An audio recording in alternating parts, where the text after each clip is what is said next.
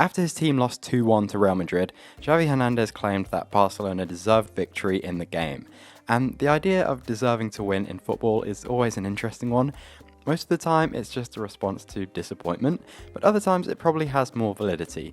So I thought in this case it was worth re-watching El Clásico and trying to deduce for myself whether Xavi's claim was valid. Did Barcelona deserve to win this game, or was Real Madrid's victory a fair reflection? And one of the first things I noticed going back over this game was the major tactical shift from both managers actually, compared to what we're used to seeing. Usually in these Clásicos I talk about the aggression of Barca's press versus Madrid's more conservative block, but this game was the complete opposite, which is really interesting. It was actually Madrid who were more aggressive off the ball, and Barca who were the more conservative. In data jargon terms, Madrid's PPDA is lower and their defensive action height is higher than Barcelona's, which essentially means Madrid are pressing more frequently and they're engaging higher up the pitch. Meanwhile, Barcelona, who used to be extremely aggressive under Xavi, opted to allow Madrid's centre-backs possession and instead settle into a very compact defensive block. In fact, there was almost no attempt to press high whatsoever, which is an interesting change in approach, but one that was, on the whole, actually very effective. Especially in the first half, where Barca denied any shots on target and restricted Madrid to just 0.14 xg. And this offensive block was very effective for a few reasons, the first being its compactness. The main goal for Barca was to prevent any progression through the middle, while actively allowing passes out wide. That started with the centre-forward, Ferran Torres, whose pressure on Kroos and Tchouaméni didn't actively have to win the ball, but just funnel the ball towards the touchline, where space and passing options are most reduced. The same principle went for the wide players, João Felix and João Cancelo, cut out central passing lanes and encouraging the ball wide. And like I said in my video on Real Madrid's new system, these areas are usually occupied by fullbacks, who Barca felt pretty comfortable defending. That was so long as the second principle was in place, and that was to defend mainly in a zonal system. Now, defending zonally makes sense against Real Madrid because of their extreme fluidity in possession. Rather than getting dragged around marking man-to-man, which actually happened in a Clásico last year, it's much easier to cut out spaces by defending zonally. However, the one exception to that was Gavi, whose role was very clearly to stay tight to Jude Bellingham. Every single time Bellingham received a pass, Gavi was immediately pressuring his touch, and this was one of the biggest reasons Madrid struggled to get anything going. In fact, Gavi was by far and away Barca's man of the match, because in a double pivot alongside Gundogan, he was their main ball winner. He made 6 tackles, more than any other player, and won 9 out of 16 ground duels. By the way, you can access all of this data via the SofaScore app. SofaScore have created all the data graphics you'll see in this video, so if you're into analysis, I recommend getting it for free with the link in the description. But anyway, Gavi's constant intensity in closing down those forward passes was the main reason that Barca was so solid in this game. And this is really good news for Barca, with Oriol Romeu looking a little bit shaky.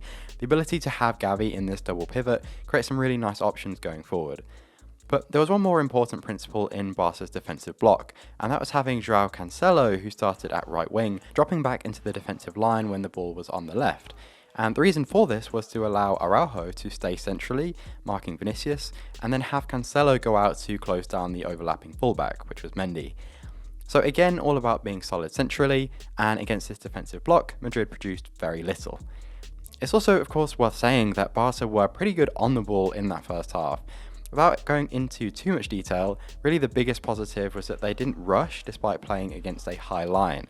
This is a team with a tendency for impatience when they're enticed by space in behind, but for the most part they circulated the ball well, they waited for good moments to hit the space, and threatened Madrid in a lot of different ways, through patient build-up, in transition, through high turnovers, so the intention in the attacking play was very good. The biggest negative, however, is that Barca were once again pretty ineffective in front of goal, and this has been a theme for a while now, and I actually think becomes most prevalent against high lines. Barca don't really have any forwards who are specialists in big open spaces.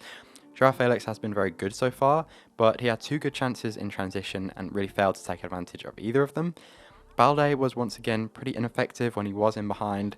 Cancelo even missed a big chance, and so it was another game where Barca didn't make the most of their opportunities and also underperformed their XG. All that said, considering the absences in the Barca squad, this was actually a pretty promising first half performance, and you can see why Xavi would feel hard done by. However, perhaps what he isn't taking into account is the second half and the shift in momentum, because you could argue that Ancelotti actually took advantage of Barca's less aggressive setup.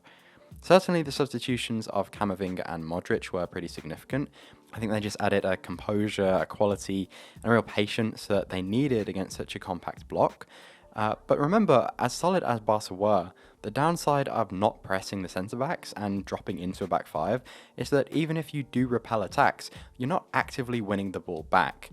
Typically, in a situation like this, where Barca force a backwards pass, that backline would step up, pressure would be applied to the centre-backs, and you'd re-establish a man-to-man press to win the ball back. But because Barca were prioritising that zonal shape, because Cancelo was so deep, they couldn't really re-establish the press, so they had to sit back and just soak up another attack. And there was a good 20-minute spell in the second half where Madrid were able to probe with possession and counter-press, and while they were still quite ineffective, the possession itself was enough to change the game, as Bellingham scored his outrageous equaliser, and Barca ironically did succumb to a cross from out wide. So yes, from a head coach's perspective, Barca created more value with their possession, and yes, they were more defensively solid. In terms of their trajectory for the rest of the season, there are definitely a lot of positives to take. However, in terms of this individual game, Real Madrid did what they do best.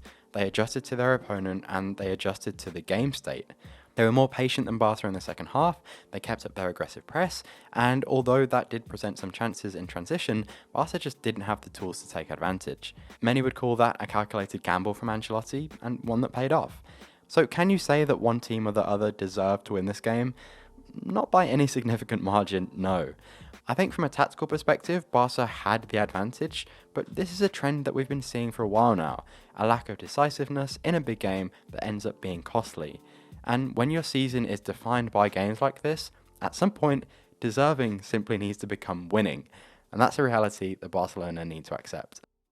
So there we go, I hope you enjoyed my El Clásico analysis. I know many of you are Barca fans, so although the loss will be disappointing, the potential in this squad and what we saw from the first half is really promising going into more big games this season. If you've made it this far, thanks so much for the support. Do check out SofaScore using the link down below. Doing so massively helps the channel. But otherwise, I hope you enjoy the rest of your day, and I'll see you next time. Take care.